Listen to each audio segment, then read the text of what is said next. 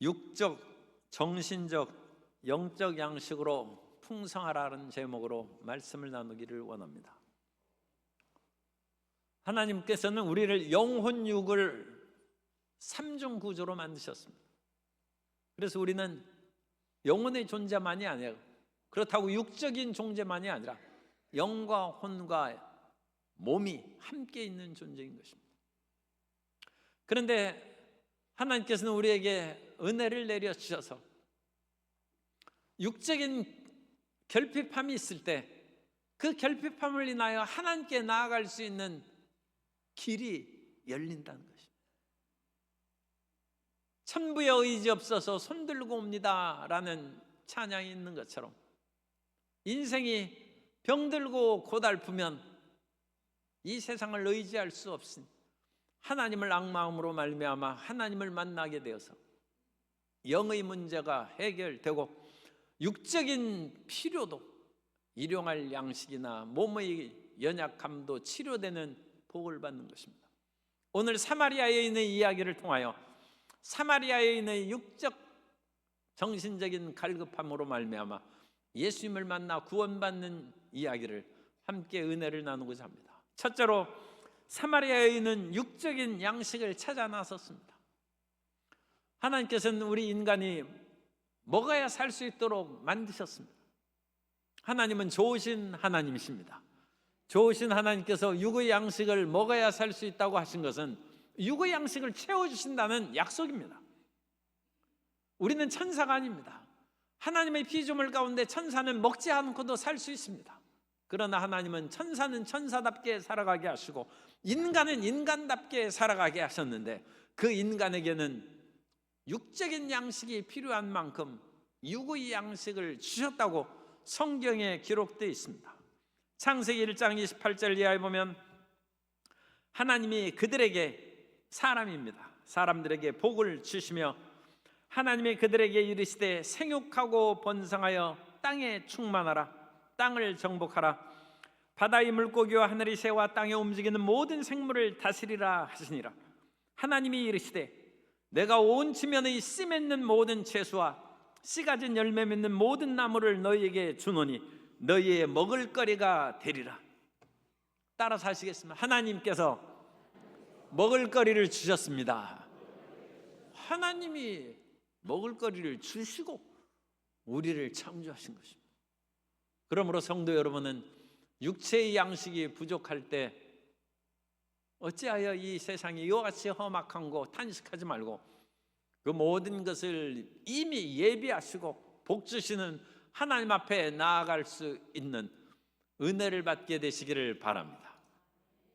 그래서 우리가 하나님 앞에 나아가면 주님께서 우리를 만나 주시고, 사실은 그게 중요한 것이죠. 그리고 우리의 필요한 것들을 채워주십니다. 주님께서 우리의 모든 길을 인도하실 때 우리의 갈급한 모든 문제가 절망적인 것이 결코 아닌 것입니다. 하나님께서는 우리를, 육체를 땅에서 만드신 것처럼 땅에서 빵이 나오게 하신다고 유대인들은 기도합니다. 온 우주를 다스리시는 우리 주 하나님 찬미 받으소서. 주의 말씀에 만물이 있고 땅에서 빵이 나게 하시나이다. 신비롭죠?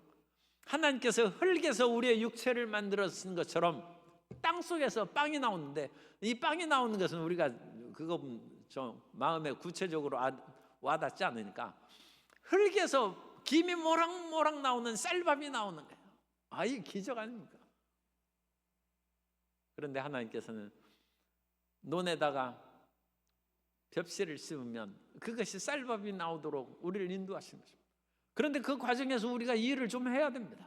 그래서 하나님께서는 엿새 동안 일하고 일회째에는 영이신 하나님을 예배하는 안식일로, 예배의 날로 삼으라고 마셨습니다. 하나님께서는 우리를 일의 노예로 창조하시지 않고 하나님을 예배하는 자로 만드신 것입니다.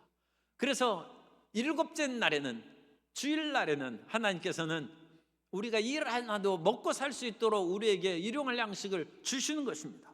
출애굽기 16장 22절 이하에 보면 여섯째 날에는 각 사람이 갑절의 식물 곧 하나에 두 오멜씩 거둔지라. 회중의 모든 지도자가 와서 모세에게 알림해 모세가 그들에게 이르되 야훼께서 이같이 말씀하셨느니라. 내일은 휴일이니 야훼께 거룩한 안식일이라. 너희가 구울 것은 굽고 삶을 것은 삶고 그 나머지는 다 너희를 위하여 아침까지 간수하라. 평일에도 다음 날 일하기 싫어가지고 오늘 갑절로 만나를 거둔 사람이 있었어요. 내일 아침에 일어나서 만나 거두러 가기가 귀찮으니까 늦잠 자야지 하고 그렇게 이틀분을 거두었어요.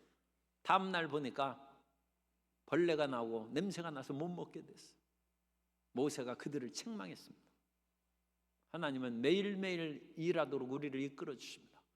그러나 안식일 곧 예배드리는 날은 하나님께서 그 전날 두갑절로 만나를 거두게 하고 그 만나가 썩지 않았다는, 아침까지 간수해둬서 그날 충분히 먹고 생활할 수 있다는 것입니다. 주님께서는 우리가 하나님 중심으로 살아갈 때 우리에게 갑절의 복을 내려 주십니다. 갑절의 그런 거둠을 주셨으면 갑절로 거둔 그 다음 날은 하나님을 예배하시는 성도 여러분 되시기를 주님 이름으로 축복합니다. 내갑절로 하나님께서 복을 주셨으면 하나님을 내갑절로 헌신하는 하나님의 신실한 일꾼들 되시기를 주님 이름으로 축복합니다. 그러면 이제는 하루만 일해도 아마 일주일 먹고 살 것을 주실지도 몰라요. 그러면 우리는 다른 모든 날은 하나님을 예배하고 찬양하고 기도하고 전도하고 주의 일을 행하는데 더 기쁘게 살아갈 수 있도록 주님께서 우리 길을 인도하실지 모릅니다. 하나님 중심으로 살아갈 때 주님께서는 우리 길을 찾아주시는 것입니다. 그런데 사마리아 여인은 그렇게 생활을 하지 않았어요. 만일 사마리아 여인이 자기 집 마당에 우물물이 있었더라면 사마리아 여인이 저 멀리까지, 사마리아 여인이 사는 수가라는 동네는 이 세겜에 있는 한 마을로 생각됩니다. 그리고 이 세겜에 있는 그 세겜이 야고보의 우물까지 가려면 약 1마일 정도, 한 1.6km 정도 떨어져 있어요.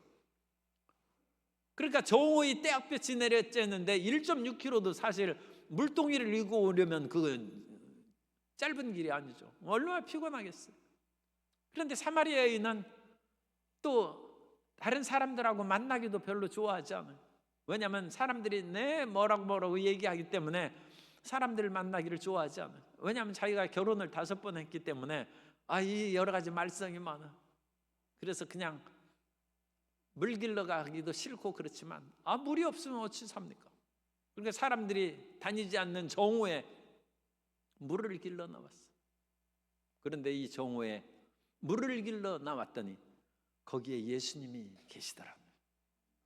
우리가 인생이 고달퍼서 먹을 것이 없어서 우리 몸이 아파서 내가 어디에서 나의 문제를 해결하고 병을 치료받고 일용할 양식을 얻을까 찾아 헤맬 때 주님께서 그 자리에서 우리를 기다리고 계십니다. 그래서 주님께서 우리를 만나 주십니다. 육적인 갈급함이 영적인 은혜까지 입도록 주님께서 채워주신 것입니다. 그래서 우리가 읽지 않았습니다만 그 사마리아 여인이 오니까 예수님께서 그 마음을 부드럽게 하기 위해서 물을 좀 달라고 했어요. 그랬더니 이 여인이 퉁명스럽게 유대인 남자가 어찌 사마리아 여자에게 물을 달라고 합니까? 유대인과 사마리아 사람은 서로 상종하지 않아요. 그리고 그 당시 랍비 문헌에 보면 모르는 여자하고 말을 서로 붙이지 말라고 돼 있어요.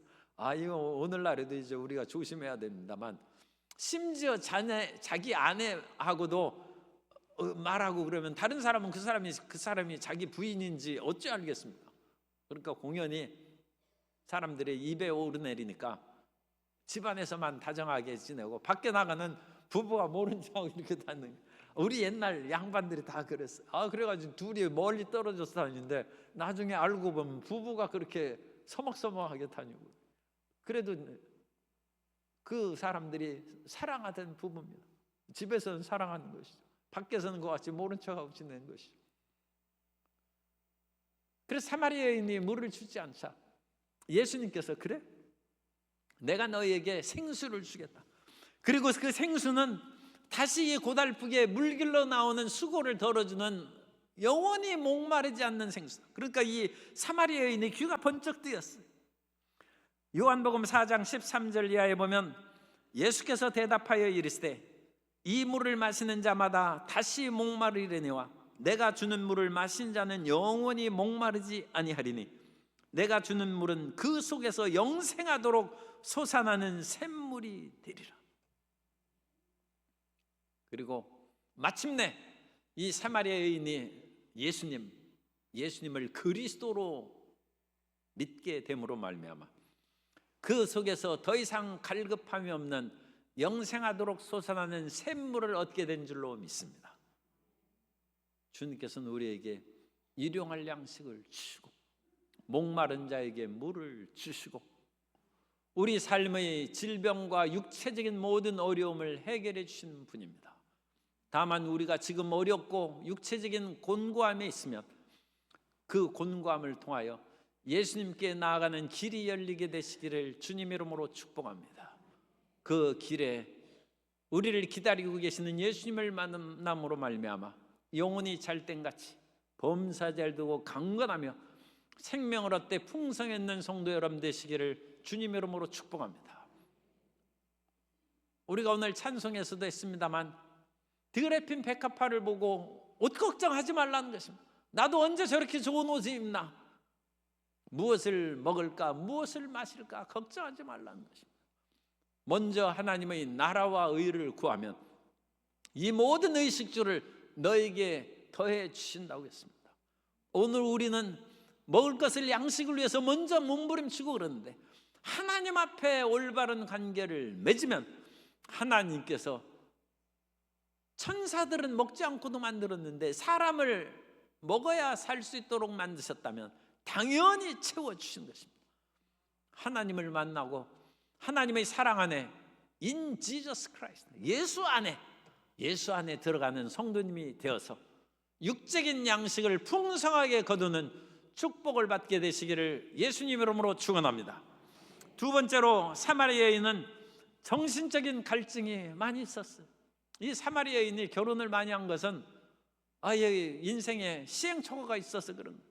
이 사람을 보면 나중에 우리가 이 사장을 읽어보세요. 이 사마리아 여인이 아주 굉장히 괜찮은 사람이 나쁜 사람이 아니에요. 그런데도 그 당시 어떤 면으로는 참 험악한 인생을 살아간 것은 정신적인 갈증으로 자기가 사랑에 갈급해가지고 그냥 멋진 남자를 만나서 사랑이면 최고라고 해서 결혼했는데 이 사랑의 남자가 정말 무능력하고 무기력하고 하나님도 안 믿는 사람이어서 도저히 살 수가 없어요. 무엇보다도 일용할 양식을 가져와야 되는데 남자는 밭전자 밑에 힘력자니까 고대 세계로부터 여자는 오늘날에 있어서는 취업하는 일이 많이 있지만 옛날에는 취업의 길이 전혀 없습니다. 고대 세계에서는 여인들이 취직할 길이 없어요. 그런 남자가 당연히 벌어와야 되는데 할 수 없이 더 이상 못 살고 돈 많은 사람하고 결혼했는데 돈 많은 사람은 돈밖에 몰라. 더군다나 돈 많은 사람이 가장 또 무서워하는 존재가 있어. 권력을 가진 사람이. 할 수 없이 권력을 가진 사람하고 또 결혼했어요. 권력을 가진 사람은 재미가 하나도 없어. 예술을 가고 결혼할 수밖에 없어. 그러다 보니까 이 인생은 사마리아에 있는 갈급함으로 말미암아 여기저기 방황한 인생을 살았습니다. 그러나 인생의 갈급함을 채우는 것은 인생에 내가 어떻게 살아야 되는 삶의 목적과 의미를 깨달을 때 인생의 갈급함이 사라지게 될 줄로 믿습니다. 내가 왜 살아야 되는가? 내가 무엇 때문에 사는가? 이 의미를 찾는 것이 쉬운 일이 아니죠. 옛날에는 우리 동네 할머니가 우리 손주 장가가는 거 볼 때까지 내가 살아야 된다고 그 말씀을 내가 어릴 때 들었어요. 그래가지고 오늘 옛날에는 내가 그런 줄 알았어요. 그런데 요즘에 와서 생각해 보면 연세 드신 분이 너무 오래 살면 자식들 눈치가 좀 보이는 것이 아닌가 싶어가지고 우리가 참 효부들이 없습니다. 그래가지고 내가 손주 사랑하는 손녀딸 시집 가는 거 내가 보고 죽어야 되겠다. 그러면 아무도 말 못하는 거예요. 그 손녀딸 시집 갈 때까지는 이제 할머니 누구도 뭐 왜 그렇게 계속 오래 사시냐. 이 삶의 목적이고 의미니까. 그리고 손녀딸이 시집 가가지고 시집을 갔어요. 그러면 얘기하는 거야. 손녀딸 자식 나는 건 봐야지. 삶의 의미를 부여하는 의미를. 빅토르 프랭클이라는 심리학자가 있는데 그 사람은 유대인으로서 나치의 아우슈비츠 포로 수용소에 갇혔어. 그래서 수많은 사람들이 많이 죽었지 않습니까? 600만 명이 죽었지 않습니까? 살아나온 사람들도 제법 있어요. 많이 있어요. 그런데 이 사람이 살아나왔어요. 그리고 거기에서 자기가 깨닫는 것이 아무리 험악하고 비참한 상황에 빠졌을지라도 삶의 의미를 찾고 그 목적을 가진 사람은 살아남는다. 내가 무엇 때문에 사는가? 어떤 사람은 프로이드는 인간이 쾌락을 위해서 산다고 그랬어요. 아들러는 인간이 권력을 위해서 산다고. 그런 것도 어느 정도는 목적이 될 수 있어요. 그러나 쾌락과 권력만큼 또 허무한 것도 없어요. 그거 끝나면 죽는 것입니다. 우리는 하나님의 말씀에 삶의 의미와 목적을 두어야 될 줄로 믿습니다. 그래서 하나님의 말씀이 우리에게 생의 의미를 부여해 줍니다. 마태복음 4장 3절 이하에 보면 시험하는 자가 예수께 나와서 이르되 내가 만일 하나님의 아들이거든 명하여 이 돌들로 떡덩이가 되게 하라. 예수께서 대답하여 이르시되 기록되었으되 사람이 떡으로만 살 것이 아니요 하나님의 입으로부터 나오는 모든 말씀으로 살 것이라 하였느니라 하시니. 물론 하나님 말씀이 우리의 영적인 힘이 되는 것은 말할 것도 없지만 우리의 정신적인 기둥이 되는, 사람이 밥만으로 살 수 없습니다. 하나님의 말씀, 그 말씀이 우리를 지켜주고 이 세상의 유혹에 빠지지 않게 하는 것입니다. 하나님의 말씀뿐만 아니라 정신적인 모든 좋은 글들이 많이 있어요. 그런 좋은 글들이 좌우명입니다. 그 좌우명의 글들을 통하여 나는 대의를 위해 산다. 그러면 우리 가정의 문제, 사업, 직장의 문제로 말미암아 모든 것을 때려치고 싶을 때에도 내가 이 부분을 차지하고 성실하게 일함으로 나라가 견고하게 되고 움직임으로 이 대의를 위해서 사는 것이 오히려 삶의 좌절과 낙심을 몰아내는 힘이 돼요. 우리가 왜 착한 일을 합니까? 이것을 하는 것이 나뿐 아니라 우리 집안을 살리는 길이에요. 적선지가 필요여경이라고 그랬어요. 선을, 착한 일을 쌓아가는 집은 반드시 경사로운 일이 있다. 적선지가 필요여경이다.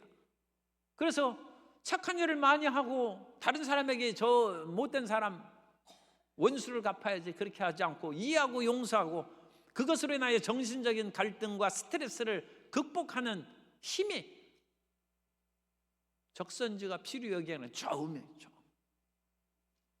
오늘 우리 크리스찬들은 어떠한 좌절과 어려움이 다가와도 항상 기뻐하라, 쉬지 말고 기도하라, 범사에 감사하라. 그 말씀을 듣고 이 기쁨이 세상에 어디 있어요? 오늘날에는 그렇게 얼굴에 미소 짓고 웃고 다니는 사람이 별로 없어요. 그리고 가끔 웃고 다니는 사람 보면 내가 찾아서 보니까 혼자 휴대폰 보면서 웃고 있어요. 그러니까 그건 가짜예요. 그러면 안 돼.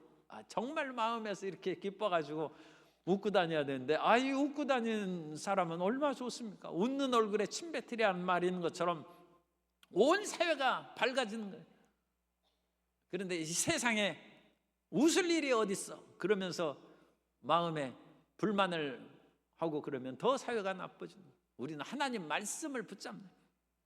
그래서 정신적인 갈등과 스트레스를 항상 기뻐하라, 말씀 부딪히는 것이죠.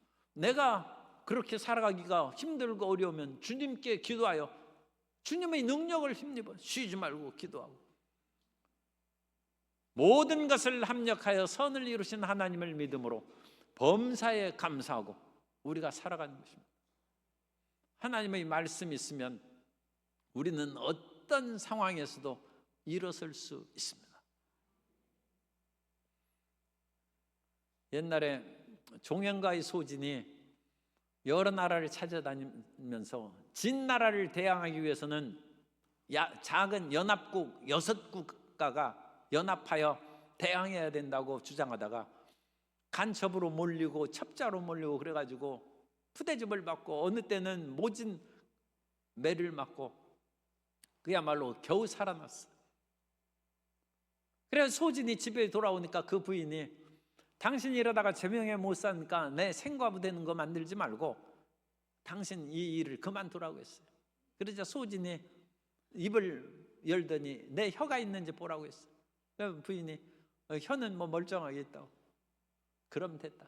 나는 이 셋이 혀로 사람들을, 제후를, 왕들을 내가 설득하고 연합국을 만들어서 진을 대항하고, 그렇다면 6개국 연합의 재상이 되는 꿈을 가지고 있는데 이 혀가 상하지 않았으면 나는 다시 일어날 수 있다. 걱정하지 말라. 그러더니 정말로 그 소진이 나중에 6개국 연합 재상이 되었어요. 우리에게는 어떠한 일이 있어도 하나님의 약속의 말씀이 있습니다. 그 약속의 말씀을 붙잡고 정신적으로 좌절감이 들고 연약함이 들 때마다 하나님의 말씀 안에서 희망과 용기를 갖고 승리하는 성도 여러분 되시기를 예수님의 이름으로 축원합니다. 우리나라가 한강 노벨문학상을 받은 것이 참 놀라운 것은, 이건 성경 말씀은 아니지만 그래도 문학의 말씀을 통하여 이 민족의 수준이 세계 사람들에게 인정받는 수준에 이르렀다는 것을 보여주는 그 쾌거인 것입니다. 오늘 우리는 세상의 여러 물질적인 것으로만 너무 마음을 뺏기지 말고 진리의 말씀, 그리고 좌우명의 좋은 말씀을 굳게 붙잡고 그 말씀 안에서 용기와 희망으로 전진하는 풍성한 열매를 거두는 주의 백성들 되시기를 예수님의 이름으로 축원합니다. 세 번째로 우리는 뭐니 어쨌든 간에 영적인 그와 같은 열매를 우리가 풍성히 거두어야 되는데, 이 수가 마을은 작은 동네 마을이고 그 동네에 우물도 없는 그런 어떤 면으로는 초라한 마을이에요. 그 마을 안에 우물이 있었으면 좋았을 텐데 1.6km 1마일이나 떨어져야 멀리 야고보의 우물이 있고 거기까지 물을 길어다니는 작은 마을이었어요. 그러나 이 작은 마을에 예수 그리스도를 믿음으로 말미암아 구원의 역사가 풍성하게 이루어졌고, 예수님께서는 사마리아인하고 잘 상종도 안 하는 그 유대인이었음에도 불구하고 이 지역에 가서 다시 이틀간 머물며 많은 사람들이 예수님을 구주로 알고 믿음으로 말미암아 그리스도의 구원의 역사가 충만히 나타났다는 것입니다. 오늘 이 세상에서 우리가 아무리 육체적인 물질이 풍족하고 삶의 여건이 많아 모든 것에 부족함이 없다 할지라도, 정신적으로 우리에게 공부도 많이 하고 여러 가지 좋은 글들도 많이 있고 풍성하게 있다 할지라도, 정신적인 양식도 많이 있을지라도 영적인 하나님과의 만남이 없으면 그 인생은 아직 온전하지 못하고 비극적인 인생임을 우리가 알아야 됩니다. 육적이고 정신적으로 풍요함을 가진 분이 어떤 면으로는 어니스트 해밍웨이입니다. 해밍웨이는 몸이 건강했어요. 그래서 제1차 세계대전, 제2차 세계대전에도 참전을 했어요. 생활에 필요한 물질도 풍부해서 온 세계를 여행하면서 좋은 글을 많이 썼어요. 그러다가 1954년에 노벨 문학상을 받았어요. 노벨 문학상을 받았으면 이건 뭐 글 쓰는 사람으로는 최고의 영광을 얻은 것이고 최고의 수준에 이른 것이죠. 해밍웨이처럼 육체적인 모든 일에 풍요함이 있고 정신적인 일에 풍요함이 가득한 사람도 흔치 않습니다. 그러나 해밍웨이는 영적인 하나님과의 만남이 없었어요. 그래서 해밍웨이가 그 마지막 즈음에 글을 썼습니다. 난 필라멘트가 끊어진 전구처럼 내 마음이 공허로 가득 차 있다. 옛날 백열 전구에는 필라멘트가 있는데 그것이 이렇게 눈에 보여요. 그것이 딱 떨어지면 불이 안 들어와요. 그래서 제가 어릴 때 생각했어요. 저 떨어져서 달랑거리는 거 손으로 이렇게 해가지고 딱 붙이면 다시 전등이 들어올 텐데, 그래서 그 백열 전등 유리를 깨면 또 이제 못 쓰게 되지 않습니까? 저걸 어떻게 붙이나 제가 연구하다가 지금까지 해결을 못했네. 그래가지고 떨렁거리는 거 이게 탁 붙으면 불이 들어올 텐데 그 생각을 그야말로 어릴 때 했어요. 그런데 이 해밍웨이가 필라멘트가 떨어진 것처럼 내 한없이 공허하다고, 참 이런 것은 참 안타까운 일이지만 그리고 나서 엽총으로 자살했습니다. 영적인 공허함을 견딜 수가 없다. 우리는 예수님을 만나야 삽니다. 아무리 먹을 것이 있고 문학의 정신적인 온갖 학문의 글귀가 머릿속에 가득할지라도 그것은 인간일, 지성일 뿐입니다. 우리는 영이신 하나님과 만나는 길이 열려 있어야 되는 것입니다. 이 사마리아 여인이 예수님을 만나서 그 긴 대화 가운데 예수님이 그리스도인 것을 알았어요. 우리가 믿으려면 예수님이 그리스도인 걸 믿어야지, 예수님을 선생으로 믿고 선지자로 믿고 그거 별 도움이 안 됩니다. 예수님은 하나님의 아들이요 그리스도인 것입니다. 우리를 구원할 구주인 것입니다. 이 사마리아 여인이 예수님과 그 구주인 것을 믿었어요. 메시아가 오시면 나를 영과 진리로 인도하실 줄 믿습니다. 그렇게 예수님이 영과 진리로 하나님을 예배할 때가 온다고 했을 때, 메시아가 오면 그렇게 될 줄로 믿는다고 했을 때 예수님께서 내가 바로 그다, 내가 곧 메시아라고 예수님이 이 사마리아 여인에게 개인적으로 자기 신분, 정체를 밝히신 거예요. 그때 아마 놀라운 역사가 있었을 거예요. 아마 이 사마리아 여인의 죽은 영이 성령으로 말미암아 거듭난, 성경에 그것을 쓰진 않았죠. 그런데 3장에서 이미 그 내용이 나와요. 니고데모가 율법 선생으로 끊임없이 종교적인 활동을 했는데 마음의 공허함과 천국에 가는 확신이 없어요. 그래서 예수님께 한밤중에 찾아왔을 때 예수님께서는 니고데모의 그 상황을 아시고 사람이 거듭나지 않으면 하나님 나라를 볼 수가 없다고 했습니다. 그러자 니고데모가 아니 사람이 어찌 거듭날 수 있겠습니까? 이 늙었는데 다시 모태에 들어갔다 날 수도 없고 어찌하면 되겠습니까? 예수님께서 육에서 난 것은 육이요, 우리는 육체로는 부모님에게서 났어요. 영으로 난 것은 영이니 곧 성령으로 말미암아 우리는 거듭나는 것입니다. 예수님을 믿으면 성령께서 우리에게 오셔서 우리를 born again, 거듭나게 해주신 것입니다. 성령으로 거듭나 하나님의 자녀가 다 되신 줄 믿습니다. 그렇지 않으면 크리스찬이 아닙니다. 교회 왔다 갔다 한다고 구원받는 게 아닙니다. 교회에 오는 것이 중요한 것이 아니라 예수님을 믿고 거듭나야 되는 것입니다. 성령으로 거듭나면 하나님의 자녀가 되어서 그때부터는 영적 갈증이 사라지는 거예요.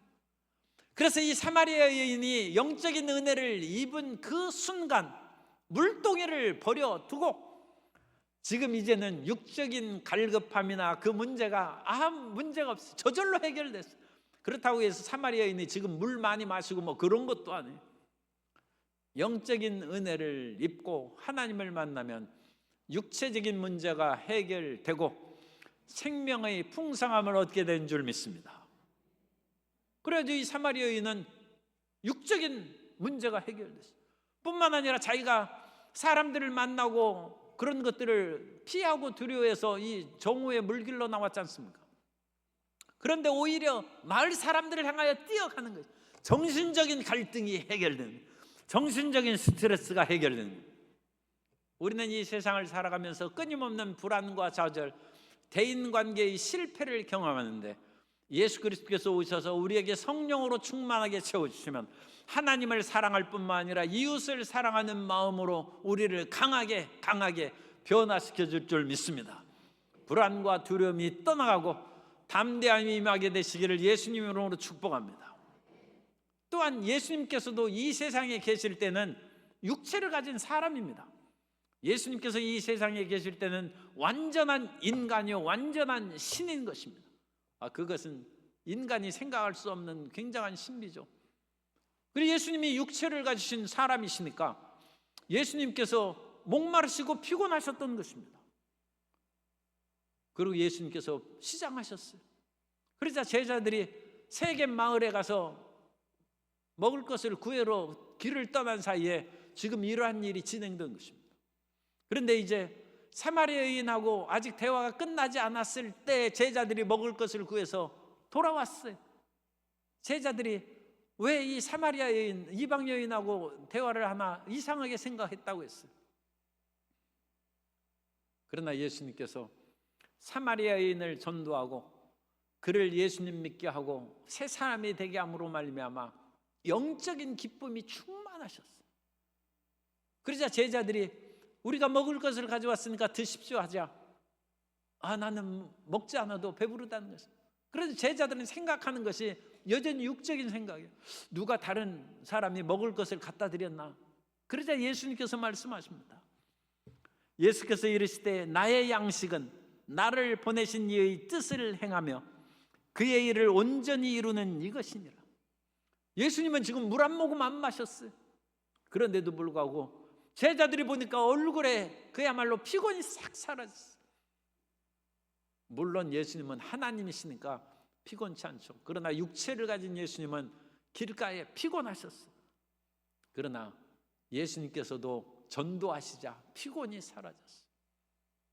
영의 양식으로 체험받자 육의 양식으로도 주님께서 채워주신 것입니다. 물론 이와 같은 상태가 10년, 20년 계속되는 건 아니고 대개 한 하루 정도나 몇 시간 정도는 그렇게 되는 것 같아요. 우리가 아무리 목마르고 배고프고 그래도, 그러니까 며칠 금식하고 있을 때에도 사람들을 전도해가지고 그 사람이 예수님 믿으면 우리 마음에 기쁨이 충만해서 밥도 안 먹었는데 막 힘이 펄펄 솟아나는, 얼굴에 윤기가 차르르 하고 빛이 나는. 너 금식하더니 어찌 얼굴이 빛나냐? 옆에 사람이 얘기해. 이 전도의 열매를 거두면 영적인 은혜가 충만하니까 육적인 것을 커버하는 거예요. 그런데 그런 것이 이제 한 몇 시간 지나면 다시 이제 미움도 먹고 죽도 먹고 그래야죠. 그래서 육의 양식도 체험을 받아야 되는데, 하나님의 은혜 가운데 들어가면 영의 양식이 체험받으면 정신적인 문제도 해결되고 육적인 문제도 해결될 줄 믿습니다. 그러므로 우리는 언제나 항상 먼저 그 나라와 의를 구하고 주님의 뜻에 순복하여 나아가면 주님께서 우리의 영혼을 좋은 것으로 채워주시고 우리의 정신도 물된 동산같이 풍요하게 하시고 우리의 삶에도 필요한 물질로 넉넉하게 채워주실 줄 믿습니다. 옛날에는 제가 성령 충만했어요. 그런데 돈이 하나도 없었어요. 그래서 기도했습니다. 하나님, 왜 성령 충만한데 돈이 없습니까? 너는 아직 학생이고 취직도 안 했는데 무슨 돈이 있느냐 그랬어요. 그럼 요즘에는 제가 먹을 것 풍성하게 있습니다. 그러므로 하나님의 영의 양식으로 풍족히 체험받으면 주님께서 우리가 이 세상에서도 돈 버는 그와 같은 시기와 모든 그런 제도와 길이 있지 않습니까? 그 길을 착실히 밟아 나아갈 수 있도록 지혜를 주시고 능력을 주셔서 취직도 하게 하시고 더 풍요롭게 하시고 부족함이 없도록 채워주셔서 우리가 물질로도 우리가 선을 행하고 베풀고 나눌 수 있는 하나님의 자녀로 세워주실 줄 믿습니다. 하나님께서는 우리가 처음부터 영적으로 충만한 사람이 되었으면 문제가 안 되지만 그렇지 않았을 때에도 우리의 육체의 고달픈 것을 통하여 물질도 없고 몸도 약한 것을 통하여 내가 어떻게 살 길이 있나 생각해 보면 하나님밖에 찾아갈 길이 없어요. 그래서 사마리아 여인처럼 하나님을 향하여 찾아 나갑니다. 그러면 주님께서는 인자하시고 영원히 선하사 우리를 만나 주십니다. 우리를 만나 주셔서 갈급한 육의 문제를 해결해 주시고 정신적인 불안과 초조함도 해결해 주시고 더 나아가서 가장 중요한 영으로 거듭나게 주셔서 하나님의 자녀로 영생의 복을 누리게 주신 것입니다. 어려울 때 주님을 찾고 응답받는 성도 여러분 되시기를 예수님 이름으로 축원합니다.